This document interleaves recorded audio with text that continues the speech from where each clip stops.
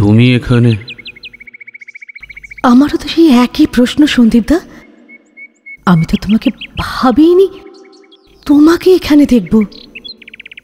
এই কথাটা আমি বললেই বেশি মানাতো বোধ হয়। আমি জানি সন্দীপদা, তোমার মনে আমার প্রতি অনেক অভিমান জমা আছে। সুলগ্না, অনেক দিন পর আমাদের দেখা হলো। জমা খরচের হিসাবটা এখন নাই করলে? না না সন্দীপদা, আমি তোমাকে আঘাত দিতে চাইনি। সে আমি জানি। তোমার চোখে আমি অপদার্থ হতে পারি, কিন্তু এই গোধূলি বেলায় এসে তুমি আমাকে আঘাত দেবে না। এখনো কতটা কষ্ট বুকের মধ্যে জমিয়ে রেখেছ। ধূসর পাতার মতন অতীতটাকে এখনো আঁকড়ে ধরে আছো। কে বলল? এ তোমার ভুল ধারণা। জীবনের বন্ধ পাতাগুলো খুলে দেখতে হলে অনেক ধুলো ঝাড়তে হবে। এখন তো বর্তমানটাই ফিকে হয়ে আসছে।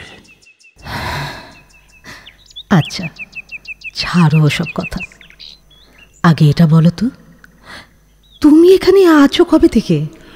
ওসব কথার উত্তর পরে দেওয়া যাবে। চলো একটা জায়গায় বসি।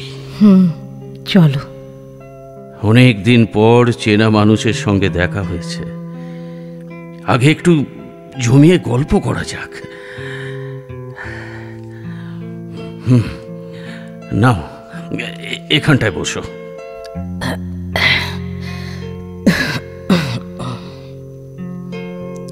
চেনা মানুষ, ভালো বললে তো। ভুল কি বললাম? তুমি কি আমার অচেনা? আসলে চেনা মানুষ শব্দটায় সম্পর্কের গভীরতায় যে খামতি থাকে সন্দীপদা। সুলগ্না, চেনা অচেনার গোলক ধাঁধায় তো গোটা জীবনটাই কেটে গেল। এখন এই পড়ন্ত বেলায় অন্য কিছু বলতে ভয় করে। তুমি এখনো আবৃত্তি করো? হ্যাঁ হ্যাঁ, করি বই কি। কবিতাই তো আমার জীবনের একমাত্র আশ্রয়, যে শুধু অকৃপণভাবে আমাকে আনন্দ দিয়েছে, পরিবর্তে কিছুই চায়নি।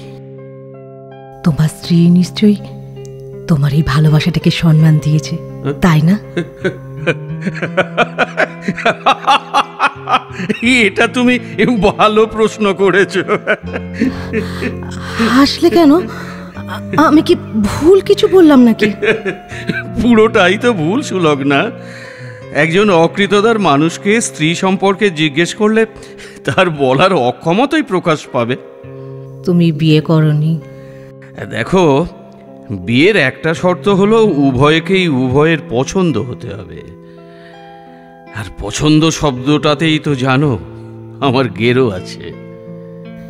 একজন তোমাকে অস্বীকার করেছিল বলে তুমি সেটাকে আঁকড়ে ধরে বসে থাকলে সন্দীপদা? ভুল বললে সুলগ্না। আমার কাছে জীবন কোনোদিনই একটা বাঁধা ধরা ছক নয়। আমি জীবনকে একমুখী একটা রাস্তা দিয়ে হাঁটতে দিতে চাই না। মানে? জীবন মুক্ত, স্বাধীন। অজানাকে আবিষ্কার করাই তার নেশা, নতুন কিছুর খোঁজার মধ্যেই তার সার্থকতা। কবিতার মধ্যে আমি যেমন অন্বেষণ করি নতুনের প্রাণ। কতদিন তোমার কণ্ঠে কবিতা শুনিনি, আজ একটা শোনাও না। আমার আর তোমার মধ্যে যে সবচেয়ে বড় বাধা হয়ে দাঁড়িয়েছিল, আজ তাকেই তুমি শুনতে চাইছো। ইচ্ছে না হলে শুনিও না, আমার তো আর দাবি করার অধিকার নেই। তোমাকে বলেছিলাম যত দেরি হোক আবার আমি ফিরে আসব। ফিরে আসব তল আঁধারি অসত্য গাছটাকে বাঁয়ে রেখে, ঝালোডাঙার বিল পেরিয়ে হলুদ ফুলের মাঠের উপর দিয়ে আবার আমি ফিরে আসব। আমি তোমাকে বলেছিলাম এই যাওয়াটা কিছু নয়, আবার আমি ফিরে আসব। ডগডগে লালের নেশায় আকাশটাকে মাতিয়ে দিয়ে সূর্য যখন ডুবে যাবে নৌকার গলুইয়ে মাথা রেখে নদীর ছল ছল জলের শব্দ শুনতে শুনতে আবার আমি ফিরে আসব। আমি তোমাকে বলেছিলাম, আজও আমার ফেরা হয়নি। রক্তের সেই আবেগ এখন স্তিমিত হয়ে এসেছে, তবু যেন আবছা আবছা মনে পড়ে আমি তোমাকে বলেছিলাম। এত সম্পদ লুকিয়ে আছে কবিতায়। কই, আগে তো কখনো বুঝিনি। আজ বড় আফসোস হয়, কেন বুঝিনি। জীবনটা তো অপূর্ণ থেকে গেল সন্দীপদা। কে বলল তোমার জীবনটা অপূর্ণ? জীবনের বিভিন্ন বাঁকে যা কিছু তুমি গ্রহণ করেছ, প্রত্যেকটাই তোমার জীবনে অমূল্য। এই যেমন আজ তুমি কবিতাকে ভালোবাসলে। সেদিন তো ভালোবাসতে পারিনি সন্দীপদা, তাই তোমাকেও নিজের জীবন থেকে সরিয়ে দিয়েছিলাম। কারণ আমি বুঝেছিলাম, তোমাকে গ্রহণ করতে হলে আমাকে কবিতাকেও গ্রহণ করতে হবে। কাউকে তো গ্রহণ করেছ, সেটাও তো পাওয়া। ভুল নিজের কাছেই তো নিজে হেরে গেছি আমি। ফিরে দেখা সময়টার দিকে তাকালে বড় অনুশোচনা হয়। সন্দীপদা, কাকে তুমি বেশি ভালোবাসো, আমাকে না কবিতাকে? ভালোবাসাকে নিক্তি দিয়ে মাপা যায়? যদি যেত তাহলে নয় তোমার কথার উত্তর দিতে পারতাম। আমাকে ভালোবাসো কেন? আমাকে দেখতে সুন্দর, আমাদের অনেক প্রাচুর্য আছে, তাই? একটাই মোমবাতি, তুমি তাকে কেন দুদিকে জ্বেলেছ? খুব অহংকারী হলে তবেই এমন কাণ্ড করা যায়। তুমি এত অহংকারী কেন? চোখে চোখ রাখতে গেলে অন্যদিকে থাকো, হাতে হাত রাখতে গেলে ঠেলে দাও, হাতের আমলকি মালা হঠাৎ টান মেরে তুমি ফেলে দাও, অথচ তারপরে এত শান্ত স্বরে কথা বলো যেন কিছুই হয়নি, যেন যা কিছু যেমন ছিল ঠিক তেমনি আছে। খুব অহংকারী হলে তবেই এমন কাণ্ড করা যায়। ওহ, তোমার এই কবিতার ভাষা আমি বুঝি না, কিন্তু তা বলে তুমি আমায় এতটা মূর্খ ভেবো না যে তোমার ইঙ্গিতটা আমি ধরতে পারবো না। তুমি আমাকে অহংকারী বলে বিদ্রূপ করছো। আমি জানি তো আমি অহংকারী। আমার রূপ, যৌবন, আভিজাত্য, শিক্ষা, অর্থ কি নেই আমার? স্মৃতি। অথচ এমন কাণ্ড করবার এখনই কোনো দরকার ছিল না। অন্য কিছু না থাক, তোমার স্মৃতি ছিল। স্মৃতির ভিতরে ভুবন ভাসানো একটা নদী ছিল। তুমি নদীর ভিতরে ফের ডুবে গিয়ে কয়েকটা বছর অনায়াসে কাটাতে পারতে, কিন্তু কাটালে না। এখনই দপ করে তুমি জ্বলে উঠলে ব্লাউজের হলুদে। স্মৃতি নিয়ে ভাবে বোকারা, আর এই স্মৃতি আঁকড়ে পড়ে থাকে অপদার্থরা। তুমি একটা অপদার্থ। জীবনটা কাব্য নয় সন্দীপদা। জীবনে কিছু করার চেষ্টা করো। জীবনে সাকসেসটাই শেষ কথা। শুকনো ভালোবাসায় কিচ্ছু হয় না। তোমাকে ভালোবেসে আমি ভুল করেছি। ভেবেছিলাম আমার সঙ্গে থাকলে তুমি জীবনের মানে খুঁজে পাবে, বাট আই ওয়াজ রং। খুব অহংকারী হলে তবেই এমন কাণ্ড করা যায়। তুমি এত অহংকারী কেন? একটাই মোমবাতি, তবু অহংকারে তুমি দুদিকে জ্বেলেছ। চুপ করো। তোমার কাব্যি করে কথা আমার আর শুনতে ভালো লাগছে না। তোমাকে স্পষ্ট করে একটা কথা জানিয়ে দিতে চাই, আমাকে পেতে গেলে তোমাকে কবিতা ছাড়তে হবে, আর না হলে যাই হোক আমি আসি। উত্তরটা কিন্তু আমার চাই। আগুনের একেবারে মাঝখানে এসে দাঁড়ালে আর আগুন লাগে না। আগে পাশে পাশে থাকতুম। হাত পুড়ে যাবে, মুখ পুড়ে যাবে, বুক পুড়ে যাবে, সর্বদা ভয় ছিল। এখন এসে দাঁড়িয়েছি আগুনের একেবারে মাঝখানে। হাত পুড়ে যাচ্ছে, মুখ পুড়ে যাচ্ছে, বুক পুড়ে যাচ্ছে। এখন আর ভয় নেই। এখন ডানায় প্রত্যেক পালকে আগুন। কি দারুণ অবাক হয়ে দেখছি, আমাকে পোড়াতে গিয়ে এই প্রথম আগুন নিজেও পুড়ছে।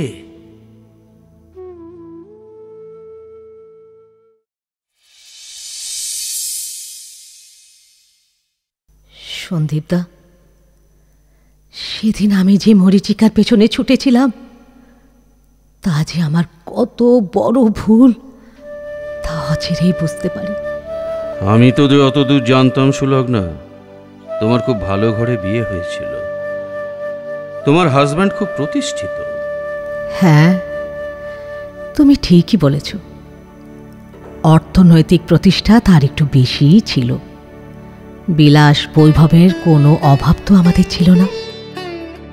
যে কোনো জিনিসটাই তার কাছে খুব সহজলভ্য ছিল। আর আর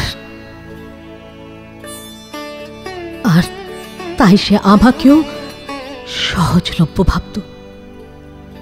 সম্পর্ক যখন অর্থে দাঁড়িপাল্লায় মাপা হয় তখন সেই সম্পর্কে রেসপেক্ট থাকে না, ভালোবাসা থাকে না, থাকে না কোনো আত্মিক টান। কিন্তু তুমি তো নিজেই তাকে পছন্দ করেছিলে। তা ঠিক, কিন্তু আমি তো তখন মোহগ্রস্ত ছিলাম। তাই হিরে আর কাঁচের পার্থক্যটা সেদিন করতে পারিনি। আর তার মাসুল দিতে হলো গোটা জীবন।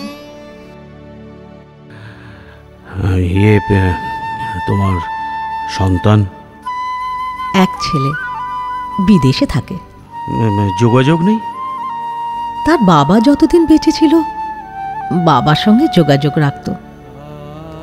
2 বছর আগে আমার স্বামী মারা গেছে সন্দীপদা। ও, তারপর? তারপর তারপর ছেলে আমাকে চাপ দিতে লাগলো বাড়িটা প্রমোটারকে বেচে দিয়ে তার কাছে গিয়ে থাকতে। গেলে না কেন? কি লাভ? স্বামী কোনোদিন সম্মান দিল না, ছেলেও তো করবে না সন্দীপদা। তাই বাকি জীবনটার ছেলে বউয়ের সংসারে আয়া হয়ে থাকতে ইচ্ছে করল না। তাই বাড়ি বেচে এখানে চলে এলাম। কিন্তু তোমাকে এখানে দেখব ভাবিনি। জীবনের সব ভাবনায় কি মেলে সুলগ্না? জীবন তো অ্যালজেব্রা নয়। তা নয় ঠিক, আসলে এমন অভাবনীয়ভাবে তোমার সঙ্গে এত বছর পর আবার দেখা হয়ে যাবে এ আমার কাছে। কতদিন পর মেঘ সরে গিয়ে আলো এসে পড়ে ঘরে, স্মৃতিগুলো যেন কথা বলে ওঠে, মুহূর্তেরা মনে পড়ে। এটা কিন্তু আমার প্রশ্নের উত্তর হলো না। এই বৃদ্ধাশ্রমের সঙ্গে তোমার যোগাযোগ কিভাবে? ভালোই তো হলো সুলগ্না, এই বৃদ্ধাশ্রমের সঙ্গে আমার যোগাযোগ আছে বলেই তো আবার আমাদের দেখা হলো। এবার কিন্তু আমার অধৈর্য লাগছে সন্দীপদা। ও, শুনবে? শোনো তবে। জীবনকে আমি কোনোদিনই গুছিয়ে তুলতে পারিনি। একটা বাউন্ডুলে বোহেমিয়ান জীবনকে বহন করতেই আমি অভ্যস্ত ছিলাম। একটা পত্রিকার অফিসে সামান্য বেতনে কাজ করতাম, তাতে একা মানুষ কোনো রকমে চলে যেত। বাবা মা চলে যাবার পর পৈতৃক বাড়িটাই ছিল আমার একমাত্র অবলম্বন। কিন্তু বিশ্বাস করো সুলগ্না, একা থাকতে থাকতে আমি হাঁপিয়ে উঠেছিলাম। আমার একাকিত্ব আমাকে রোজ তাড়িয়ে নিয়ে বেড়াতো। আমি পাগল হয়ে উঠছিলাম। তারপর তারপর তারপর একদিন সিদ্ধান্ত নিলাম বাড়িটা বিক্রি করে দেব।